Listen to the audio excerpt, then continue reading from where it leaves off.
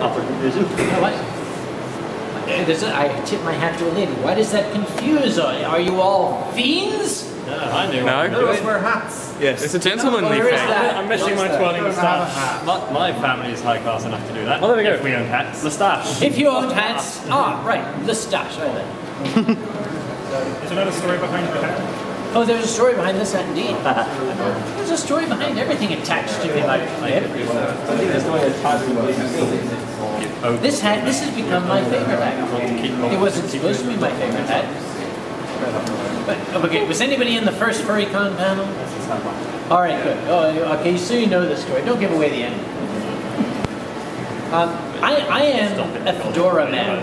I have an entire collection of fedoras at home. I wear a fedora. That's my style. That's what I wear.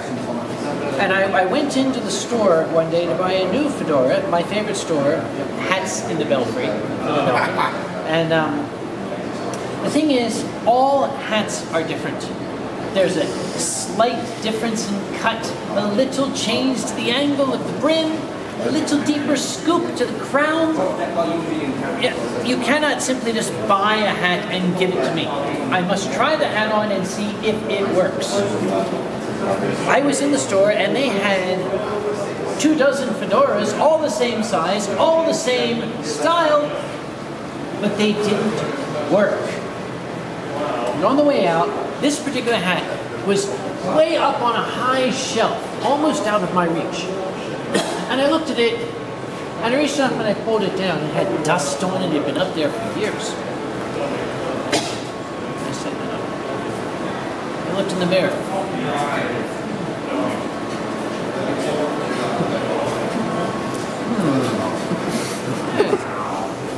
You know, there's something of a Masterson thing going on here. I actually rather like this hat. I think I'll buy it. So I did. I never thought of myself as a bowler man. I bought a bowler for the Rankin Griffin down in Australia, but he never wears it. So immediately thereafter, I was taking my first trip, after buying the hat that is, on an aircraft. Of course, they had me in first class. I like first class.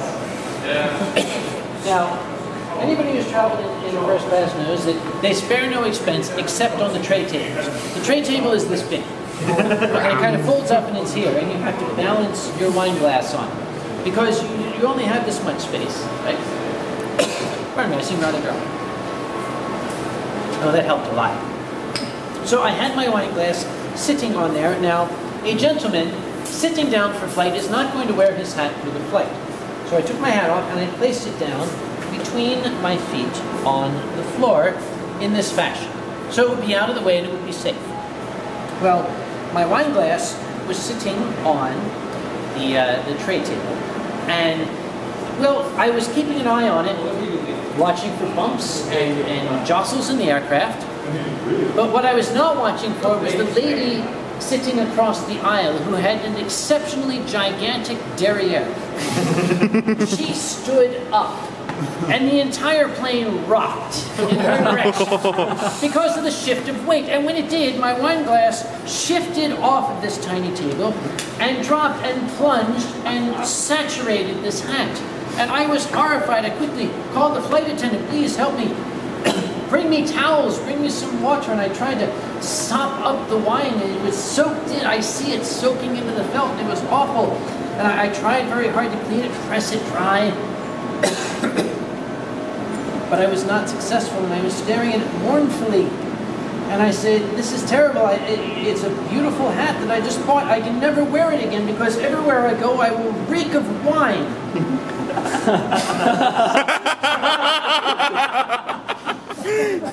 Wow. Nothing wrong with that. You can't tell the difference, can you?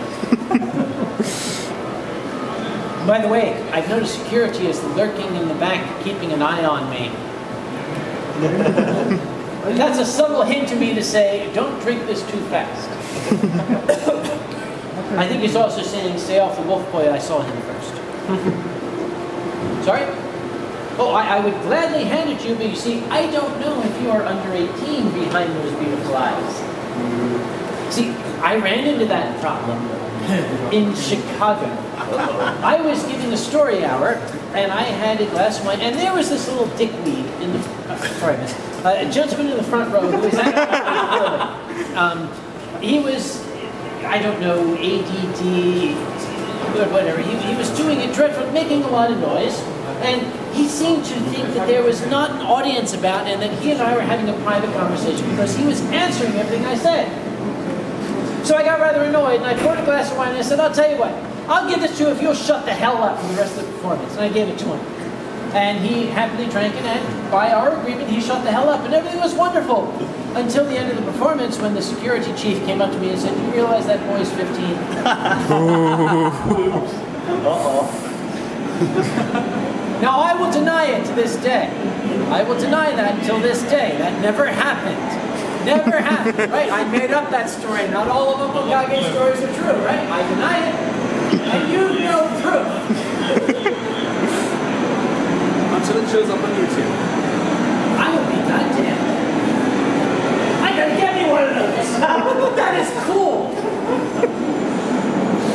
Oh, it's coming back. It's a hover pup. I must have one. I'll tell you, did you get that on Amazon? Oh, absolutely. Let's get away. Once I can actually get some internet access here in this hotel.